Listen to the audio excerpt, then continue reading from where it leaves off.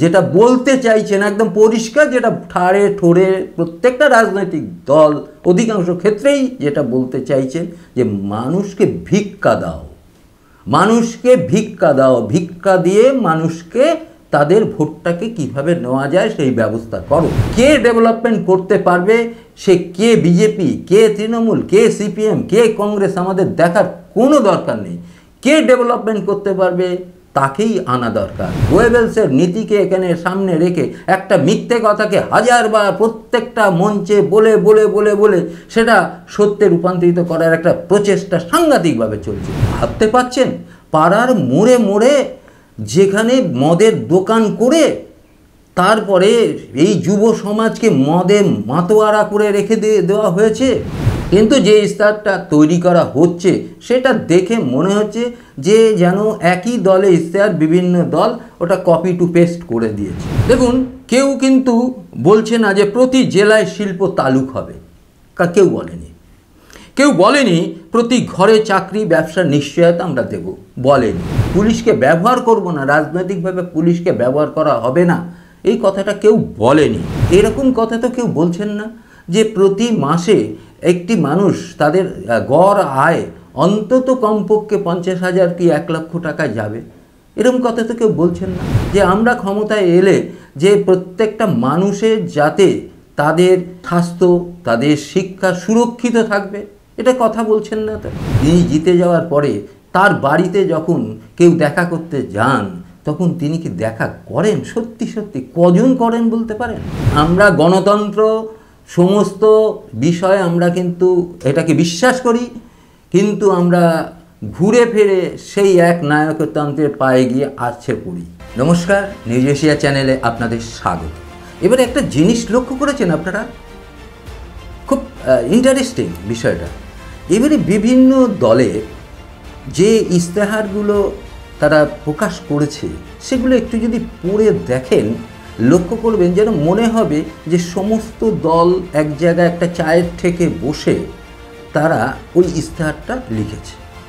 মানে একজনের ইস্তেহারের সঙ্গে আরেকজনের ইস্তেহারের এত সুন্দর একটা মিল খুঁজে পাওয়া গেছে যে সত্যি সত্যি এটা বেশ ভালো। মানে অধিকাংশ ক্ষেত্রে সেই মিলটা কিন্তু আমরা লক্ষ্য করেছি, এটা কিন্তু সচরাচর দেখা যায় না। কিন্তু এবারের নির্বাচনে সেই জিনিসটা কিন্তু আমরা লক্ষ্য করেছি, যার ফলে দেখা যাচ্ছে যেন মনে হচ্ছে যে প্রত্যেকটা দলই একই সুতোয় বাঁধা এবং এক একজন এক এক রকমভাবে, মানে বলার হয়তো ঢংটা আলাদা কিন্তু বিষয়টা এক, একটু আদলটা একটু আলাদা কিন্তু বিষয়টা কিন্তু এক। এখন সকলেই শেষ পর্যন্ত একটা কথাই বলতে চাইছে, সাধারণ মানুষকে পাইয়ে দেওয়ার কথা। সাধারণ মানুষ কিভাবে পাইয়ে দেওয়া যায়, সুবিধাবাদী ভাবনার মধ্যে দিয়ে কিভাবে পাইয়ে দেওয়া যায়, পাওয়াটা কি? কেউ বলছেন রেশনের চাল দেব বেশি করে, আবার কেউ বলছেন মাটি কাটার টাকা দেব, আরও টাকা আমরা ব্যবস্থা করবো এবং আপনারা যাতে বেশি করে মাটি কাটতে পারেন সে ব্যবস্থা করে দেবো। আবার কেউ বলছেন লক্ষ্মীর ভাণ্ডারে টাকা বাড়িয়ে দেব, আরেকজন বলছে যে আরে তুমি ভাই কত বাড়িয়ে দেবে, আমি 3 গুণ টাকা বাড়িয়ে দেব।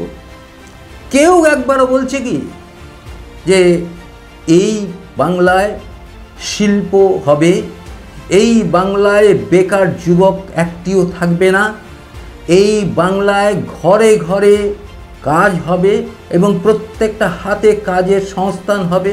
কেউ কি বলছে? হ্যাঁ বলছে। কে বলছে? বামপন্থীরা বলছে। বামপন্থীরা একটু আগ বাড়িয়ে বলছে যে শ্রমিক শ্রেণীর কথা বলছে, চাকরির কথা বলছে। আরে ভাই, তোমাদের রাজত্বে 64,000 শিল্প তোমরা ধ্বংস করে ফেলেছ, এখন তুমি প্রতি হাতে কাজ দেওয়ার কথা বলছো। তা প্রতি হাতে কাজ দিতে গেলে তোমার শিল্প দরকার, শিল্পটা কোথায়? তোমরা যা শিল্প ছিল সেগুলো তো ধ্বংস করে বসে আছো ভাই, এখন শিল্পের কথা বলছো, এটা কি ধরনের ব্যাপার? এতে দ্বিচারিতা নয়? তোমরা যেভাবে একবার কম্পিউটারকে ঢুকতে দাওনি সেই সময় বিরাট আন্দোলন, এখন বড় বড় কথা, নিজেরা কম্পিউটার ছাড়া মোবাইল ছাড়া চলতে পারছো না। একটা সময় ইংরেজিকে তোমরা তুচ্ছ জ্ঞান করেছো, সেই ইংরাজিতে এখন তোমাদের ছেলেমেয়েরা বড় বড় ইংলিশ মিডিয়ামে পড়ে, তোমাদের ঘরের লোকেরা ইংরেজি মিডিয়ামে শিক্ষকতা করে ইত্যাদি ইত্যাদি। এইটা আমরা দেখছি, এই যে দ্বিচারিতা, মানুষের সঙ্গে দ্বিচারিতা করা, এইটার বিকল্প বামপন্থীদের সঙ্গে কাউকে তুলনা করা যায় না। তারা দ্বিচারিতার দিক থেকে অনেক সেরা ইত্যাদি ইত্যাদি হতে পারে। এখন মোট কথা হচ্ছে ঠাড়ে ঠোড়ে যেটা সকলে যেটা বলতে চাইছেন একদম পরিষ্কার, যেটা ঠাড়ে ঠোড়ে প্রত্যেকটা রাজনৈতিক দল অধিকাংশ ক্ষেত্রেই যেটা বলতে চাইছেন যে মানুষকে ভিক্ষা দাও, মানুষকে ভিক্ষা দাও, ভিক্ষা দিয়ে মানুষকে তাদের ভোটটাকে কিভাবে নেওয়া যায় সেই ব্যবস্থা করো। তাই তো ভাবতে পারছেন, পাড়ার মোড়ে মোড়ে যেখানে মদের দোকান করে তারপরে এই যুব সমাজকে মদে মাতোয়ারা করে রেখে দেওয়া হয়েছে, এবং তার পরিবর্তে দেখা যাচ্ছে লক্ষ্মীর ভাণ্ডার 1000 টাকা করে দিচ্ছে। যে সংসারে লক্ষ্মীর ভাণ্ডার 1000 টাকা করে দিচ্ছে, সেই সংসারের যিনি কর্তা তিনি প্রতি রাতে একটা করে মদের বোতল কিনে নিয়ে আসছে। তাহলে ভাবুন তো লক্ষ্মীর ভাণ্ডারে ওই টাকাটা কোথায় চলে যাচ্ছে। এবং যারা একেবারে নিম্ন শ্রেণীর মানুষ, তাদের সংসারের দিকে লক্ষ্য করে দেখবেন তো, এই আর্থিক বঞ্চনা, আর্থিক অবনতির কারণে তাদের অশান্তি কোন লেভেলে চলে গেছে। প্রত্যেকটা সংসারে কিন্তু এই জায়গাটা রয়েছে।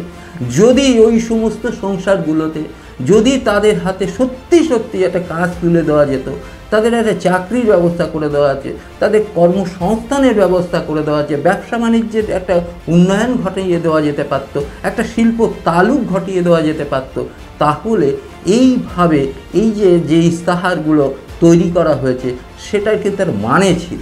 কিন্তু যে ইস্তাহারটা তৈরি করা হচ্ছে সেটা দেখে মনে হচ্ছে যে যেন একই দলে ইস্তাহার বিভিন্ন দল ওটা কপি টু পেস্ট করে দিয়েছে। এই যে ব্যাপারটা, এইভাবে কি একটা দেশের আর্থিক ডেভেলপমেন্ট কখনো সম্ভব? দেখুন, কেউ কিন্তু বলছে না যে প্রতি জেলায় শিল্প তালুক হবে, কেউ বলেনি। কেউ বলেনি প্রতি ঘরে চাকরি ব্যবসার নিশ্চয়তা আমরা দেব, বলেনি। কেউ বলেনি গণতন্ত্রের সকলের অধিকার সমান, এই কথাটা কেউ বলেনি, বলছে রক্ষা করে না। কেউ বলেনি পুলিশ ক্ষমতাসীন দলের কথা মতো চলবে না, আমরা ক্ষমতায় এলে পুলিশকে পুরোপুরি কাজ করার অধিকার দেব, পুলিশ তার কাজ করার অধিকার ফিরে পাবে, সেটা কেউ বলেনি। পুলিশকে ব্যবহার করব না, রাজনৈতিকভাবে পুলিশকে ব্যবহার করা হবে না, এই কথাটা কেউ বলেনি। কেউ বলেনি মা বোনদের ইজ্জত রক্ষা করার দায়িত্ব পুরোপুরি তারা নেবেন, এবং একটা মা বোনের যদি ইজ্জতে কোনো রকম অসুবিধে হয় সেক্ষেত্রে তারা বিশেষভাবে দায়ী থাকবে, এই কথাটা কেউ কিন্তু বলেনি। ওষুধ জিনিসপত্রের দাম কিভাবে বেড়ে চলেছে ভাবুন তো, কেউ কোনো কথা বলছে? কি ভাবতে পারছেন? আজকে পেট্রোলের দাম যে হারে বাড়ছে, যে সাধারণ মানুষের নিত্য প্রয়োজনীয় জিনিসের দাম তো বাড়বে, পেট্রোলের দাম কি কমানো যায় না? গ্যাসের দাম যখন বিজেপি এখানে ক্ষমতা আসবে তারা বলছে আমরা গ্যাসের দাম কমাবো, কেন এখন কমানো যাচ্ছে না? কেন কমাতে পারছে না? সেখানে রাজ্য সরকারের ব্যাপার আছে। এই যে বিষয়গুলো কিন্তু দেখুন একটার সঙ্গে আর একটা যেন জড়িয়ে আছে, বললাম না সুতোর মতন একবারে সব একটা মাত্র খুঁটি, সেই খুঁটি থেকে সব কটা সুতো বেরিয়েছে এবং সেখান থেকে ইস্তেহারগুলো যেন তৈরি হয়েছে, এরকম একটা বিষয় আমরা দেখছি। আর একটা যে বিষয়টা আপনাদের সঙ্গে শেয়ার করার দরকার আছে সেটা দেখুন, যে একটা গঠনমূলকভাবে একটা সমাজ গঠন করা, একটা রাজ্য গঠন করা, একটা দেশ গঠন করা যে মানসিকতা, সেই মানসিকতার থাকলে এই ইস্তেহারগুলোতে তার প্রকাশ ঘটে। গঠনমূলকভাবে যদি বলা হয় যে আমাদের দেশে আমরা শিল্প আনবো, এবং শুধু তাই না, যেটা এই সমস্ত ভোটের ক্ষেত্রে যেটা প্রধান দরকার, যে দরকার হচ্ছে যে মানুষের আয় বৃদ্ধি, এবং এরকম কথা তো কেউ বলছেন না যে প্রতি মাসে একটি মানুষ তাদের গড় আয় অন্তত কমপক্ষে 50,000 কি 1 লক্ষ টাকা যাবে, এরকম কথা তো কেউ বলছেন না। এরকম কথা তো কেউ বলছেন না যে আমরা ক্ষমতায় এলে যে প্রত্যেকটা মানুষের যাতে তাদের স্বাস্থ্য, তাদের শিক্ষা সুরক্ষিত থাকবে, এটা কথা বলছেন না। তো বেসরকারি থেকে আমরা শিক্ষা, স্বাস্থ্য ইত্যাদি বিষয়টাকে আমরা নির্মূল করে একটা সুন্দর সমাজ গঠন করব, একটা গণতান্ত্রিকভাবে প্রত্যেকের যে অধিকার তারা ফিরে পাবে, এ কথাটা কেউ বলছেন না। ভোটটা যেই মিটে যাবে, বিশ্বাস করুন একটা বাস্তব সত্যি কথা বলছি, এই যে নেতারা, এই যে প্রার্থীরা যারা আসেন, তারা কিন্তু বছরে এই 5 বছরে একবার আপনার সঙ্গে দেখা করতে আসেন। আমরা যারা সাধারণ মানুষ, তিনি জিতে যাওয়ার পরে তার বাড়িতে যখন কেউ দেখা করতে যান, তখন তিনি কি দেখা করেন? সত্যি সত্যি কজন করেন বলতে পারেন? কজন করেন? কজন দায়িত্ববোধ আছে? তখন তার যে ভাষা, ব্যবহার ইত্যাদি সব কিছু পাল্টে যায়। আপনি দেখেছেন কটা সাংসদকে দেখেছেন বলুন তো যে ব্যবহারের দিক থেকে সুন্দর? কটা সাংসদকে দেখেছেন বলুন যে মানুষের বিভিন্ন যে অসহায়তার সামনে এসে তিনি দাঁড়িয়েছেন? ভাবুন তো, ওটা জাস্ট একটা আমরা যেটা দেখছি ড্যান্স অফ ডেমোক্রেসি বলে না, এইটা একটা টোটালি একটা গণতন্ত্রের নাচ চলছে। এই গণতান্ত্রিক নাচ মানে আমরা গণতন্ত্র সমস্ত বিষয়ে আমরা কিন্তু এটাকে বিশ্বাস করি, কিন্তু আমরা ঘুরে ফিরে সেই এক নায়কতন্ত্রের পায়ে গিয়ে আছড়ে পড়ি। এইটাই তো আমাদের বিষয়। আমাদের বিষয় তো তৃণমূল নয়, আমাদের বিষয় তো সিপিএম নয়, আমাদের বিষয় তো কংগ্রেস নয়, বিজেপি নয়। আমাদের বিষয় হচ্ছে উন্নয়ন। আমাদের লক্ষ্য হচ্ছে ডেভেলপমেন্ট, ডেভেলপমেন্ট, ডেভেলপমেন্ট। কে ডেভেলপমেন্ট করতে পারবে, সে কে বিজেপি, কে তৃণমূল, কে সিপিএম, কে কংগ্রেস, আমাদের দেখার কোনো দরকার নেই। কে ডেভেলপমেন্ট করতে পারবে তাকেই আনা দরকার।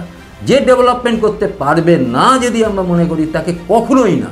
কোথায় আমরা কেন রাজনীতি করতে যাব? আমরা রাজনীতি করব, উন্নয়নের রাজনীতি করব, আমরা রাজনীতি করব, গঠনের রাজনীতি করব, গঠনমূলক রাজনীতি করব।